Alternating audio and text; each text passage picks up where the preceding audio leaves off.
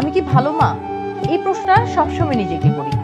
যখন চিৎকার করে ফেলি, যখন সবকিছু অগোছালো লাগে, যখন সবার উপরে রাগ ওঠে। আমি কি মা নাকি মেশিন?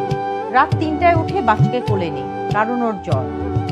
ভোরবেলা আবার মাথা ব্যথা নিয়ে টিফিন বানাই। আমার কোনো টাইম টেবিল নেই, না খাওয়ার, না গোসলের, না নিজের টেক কেয়ার করার। তবুও মনে হয় ইজ ইট এনাফ? কারণ মায়েদের জন্য কেউ তালি দেয় না, কেউ নাম্বার দেয় না, ভালো মা হওয়ার কোনো সার্টিফিকেটও নেই। কিন্তু আসল কথা হলো, ভালো মা হওয়ার জন্য পারফেক্ট হতে হয় না। ভালো মা মানে বাচ্চার জন্য উপস্থিত থাকা, ভুল করেও আবার শেখা, হেরে গিয়েও আবার ট্রাই করা, আর বাচ্চার চোখের দিকে তাকিয়ে বলা, মা আমি এখানেই আছি।